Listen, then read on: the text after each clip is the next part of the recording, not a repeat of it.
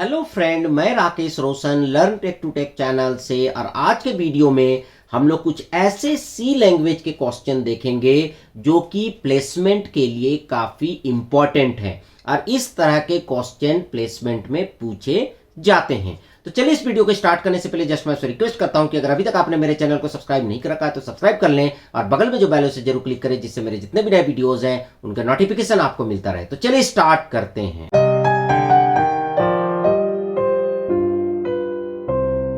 तो दोस्तों यहां पर आप पहला क्वेश्चन स्क्रीन में देख सकते हैं, जहां पर क्या है कि एक मेन फंक्शन है। मेन फंक्शन के अंदर हमने एक वेरिएबल डिक्लेयर किया है और उसे इनिशियलाइज किया है 31 से, और इसका डेटा टाइप क्या है, अनसाइंड इंट। और उसके बाद यहां पर हम क्या कर रहे हैं, प्रिंट कर रहे हैं टिल्ड एन को। तो यहां पर एन के आगे क्या लगा हुआ है, टिल्ड ऑपरेटर लगा हुआ है, जिसको कि हम लोग नॉट भी बोलते हैं, जिसको नॉट ऑपरेटर भी बोलते हैं बिट वाइज में। ठीक है, तो यहां पर ये क्या डिस्प्ले करेगा, यहां %x का मतलब ये है कि जो भी रिजल्ट आएगा वो हेक्साडेसिमल में आएगा। तो चलिए देखते हैं कि ये प्रोग्राम कैसे काम करेगा और क्या आउटपुट देगा। तो यहां पर 31 को अगर बाइनरी में कन्वर्ट करें तो क्या होगा, 1 1 1 1 1, दैट मीन्स 5 टाइम्स 1। पर यहां पर अनसाइंड इंट जो है वो कितना बाइट लेता है, 4 बाइट लेता है। ठीक है, तो यहां पर मैं यहां डेव C++ यूज कर रहा हूं, यहां पर अनसाइंड इंट जो है वो 4 बाइट लेता है। 4 बाइट का मतलब हो गया 32 बिट। इसका मतलब यहां पर 5 1 है तो इसके आगे कितने जीरो होंगे, 27 जीरो होंगे। तो यहां पर मैं कुछ जीरो लिख देता हूं और फिर डॉट डॉट करके और कुछ जीरो लिख देता हूं। इसका मतलब ये 27 जीरो होंगे और उसके बाद यहां पर 5 1 होगा। तो ये क्या होगा, 31 का रिप्रेजेंटेशन हो। तो ये क्या होगा, ये 31 का बाइनरी इक्विवेलेंट होगा 32 बिट में। पर यहां पर ये क्या डिस्प्ले करेगा, नॉट एन। तो जैसे ही आप इस पे नॉट लगाएंगे तो क्या होगा, यहां पर जितने जीरो हैं वो 1 में कन्वर्ट हो जाएंगे और जितने 1 है वो 0 में कन्वर्ट हो जाएंगे। तो यहां पर नॉट लगाने पे क्या होगा, यहां पर 1 1 करके कितने 1 आ जाएंगे, 27 1 आ जाएंगे और यहां पर 5 0 हो जाएगा। यहां पर कितने जीरो हो जाएंगे, 5 0 हो जाएंगे। अब हमें क्या करना है कि ये जो पूरा बाइनरी है इसको हेक्साडेसिमल में कन्वर्ट करना पड़ेगा। ठीक है, क्योंकि हमारा जो रिजल्ट आएगा वो हेक्साडेसिमल में आएगा और यहां हमने %x लिखा है। तो यहां पर चूंकि टोटल 32 बिट है, ठीक है, तो यहां पर लास्ट के 4 जीरो का इक्विवेलेंट हेक्साडेसिमल क्या होगा, ऑब्वियसली 0 ही होगा। उसके बाद नेक्स्ट 4 अगर आप लेंगे तो नेक्स्ट 4 में क्या आ रहा है, 1 1 1 0। तो 1 1 1 0 का अगर आप हेक्साडेसिमल इक्विवेलेंट लेते हैं तो यहां पर क्या आएगा, ई आएगा। ठीक है, एफ जो होता है वो 15 के लिए होता है और ई जो होता है वो 14 के लिए होता है। तो यहां पर आपने ये 4 बिट जो लास्ट के लिए उसके इक्विवेलेंट आपने 0 ले लिया और उसके नेक्स्ट जो 4 बिट बचे थे उसके इक्विवेलेंट आपने ई ले लिया। इसका मतलब 8 बिट के लिए आपने E0 लिख दिया। अब टोटल कितने बिट बचे हैं, 24 बिट, और वो पूरे के पूरे 24 बिट क्या है, 1 है। तो आपको पता है बाइनरी को हेक्साडेसिमल में कन्वर्ट करने के लिए हम 4-4 बिट का ग्रुप बनाते हैं। तो 24 बिट को 4-4 के बिट में आप डिवाइड करेंगे तो कितना ग्रुप बनेगा, 6 ग्रुप बनेगा। ठीक है, और उन 6 ग्रुप में क्या है, 1 1 1 1, और 1 1 1 1 किसके इक्विवेलेंट होता है, 15 के। तो इसका मतलब यहां पर 6 टाइम्स आपका क्या आएगा, एफ आएगा। तो आपका जो रिजल्ट होगा वो होगा F F F F F F और उसके बाद E0। तो चलिए देखते हैं इसको रन करके। तो यहां पर मैं प्रोग्राम को सेव कर लेता हूं और उसके बाद मैं इसे रन करता हूं। तो यहां पर स्क्रीन में आप देख सकते हैं आपका रिजल्ट आ रहा है एफ एफ एफ, फिर एफ एफ एफ और फिर E0। तो इस तरह से ये प्रोग्राम वर्क करेगा। उसके बाद जो नेक्स्ट क्वेश्चन है वो ये है कि यहां पर टिल्ड हम हटा देते हैं और यहां पर मैं लिखता हूं टिल्ड और एन। तो क्या आंसर आना चाहिए, मतलब आपका क्या प्रिंट होगा। तो अगर आपको पता है तो फटाफट आप कमेंट सेक्शन में लिखें, ठीक है, और नहीं तो मैं बताने वाला ही हूं। तो चलिए देखते हैं क्या आंसर आएगा।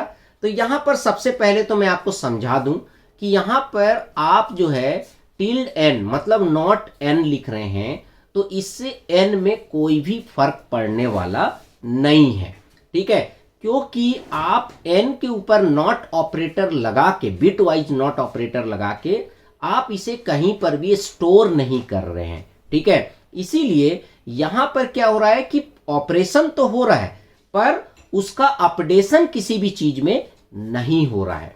तो यहां पर जब आप एन को डिस्प्ले करेंगे तो वो क्या करेगा, 31 का ही हेक्साडेसिमल इक्विवेलेंट वो दिखला देगा। तो चलिए देखते हैं। तो यहां पर जैसे ही हम इसे रन करेंगे तो यहां पर क्या आएगा, 1F, और 1F जो है वो 31 के इक्विवेलेंट होता है, या आप बोल सकते हैं कि 31 का हेक्साडेसिमल इक्विवेलेंट 1F होता है। तो इस तरह से अगर क्वेश्चन आता है तो आप बिल्कुल भी कंफ्यूज मत होइएगा, यहां पर n का वही वैल्यू होगा जो उसका ओरिजिनल वैल्यू था। अब यहां पर बहुत सारे ऑपरेशंस, कोई हो सकता है कि और भी कुछ ऑपरेशंस डाल दे, तो आपको कंफ्यूज नहीं होना है। अगर ये ऑपरेशन होने के बाद कहीं भी इसका मॉडिफिकेशन नहीं हो रहा है, मतलब इसको आप कहीं स्टोर नहीं कर रहे हैं, तो फिर n का जो ओरिजिनल वैल्यू है वही आपका यहां पर डिस्प्ले होगा। तो ये आपका दूसरा क्वेश्चन था जो मैं आपको बताना चाहता था, क्योंकि प्लेसमेंट में कभी भी स्ट्रेट फॉरवर्ड क्वेश्चन नहीं आते हैं, वहां पर कुछ ना कुछ जो है आपको क्वेश्चन में ट्विस्ट करके दिया जाता है, जिससे कि देखा जाता है कि आपका प्रेजेंस ऑफ माइंड क्या है। अब उसके बाद हम नेक्स्ट क्वेश्चन लेते हैं। उसमें हम क्या करते हैं कि इन सब को यहां से डिलीट कर देते हैं, ठीक है, और इसे भी मैं यहां से हटा देता हूं।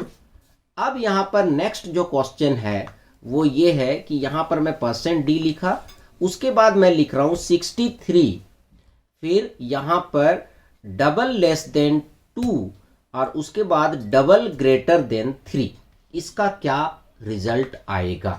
तो यहां पर अगर आप देखेंगे डबल लेस देन, तो ये क्या है, लेफ्ट शिफ्ट ऑपरेटर है, और ये जो डबल ग्रेटर देन है ये क्या है, राइट शिफ्ट ऑपरेटर है। ये दोनों के दोनों बिट वाइज ऑपरेटर हैं, और बिट वाइज ऑपरेटर में क्या होता है कि पहले आपके जो नंबर्स हैं वो बाइनरी में चेंज होते हैं, और उसके बाद बिट बाय बिट जो है उस पे ये ऑपरेटर को अप्लाई किया जाता है, ठीक है। तो यहां पर अगर इसका आंसर आपको मालूम है तो आप कमेंट सेक्शन में जरूर लिखें, ठीक है, नहीं तो मैं तो आपको बताऊंगा ही। तो यहां पर, और मैं आपको बोल दूं कि अगर आप प्रैक्टिस करना चाहते हैं तो वीडियो को यहां पर पॉज कर दीजिए और फिर अपने से सॉल्व कीजिए, और उसके बाद अगर बन जाता है देन इट्स ओके, आप जो है आंसर से मैच करा लीजिए, और नहीं भी बनता है तो कोई प्रॉब्लम नहीं है, आप वीडियो को आगे प्ले करके समझ सकते हैं। तो चलिए देखते हैं अब कि ये कैसे काम कर रहा है और क्या रिजल्ट देगा। तो यहां पर सबसे पहले तो 63 का बाइनरी इक्विवेलेंट लिख लेते हैं। तो यहां पर इसका बाइनरी इक्विवेलेंट क्या होगा, 1 1 1 1 1 1, दैट मीन्स 6 टाइम्स 1। उसके बाद यहां पर क्या है, 63 डबल लेस देन 2, इसका मतलब 63 को हमें 2 बार लेफ्ट शिफ्ट करना है। तो यहां पर मैं लिख देता हूं डबल लेस देन 2। तो जब अगर आप इसको अप्लाई करेंगे तो क्या होगा, यहां पर सारे डिजिट्स जो है 2 टाइम्स लेफ्ट शिफ्ट हो जाएंगे। तो 1 1 1 1 1 1।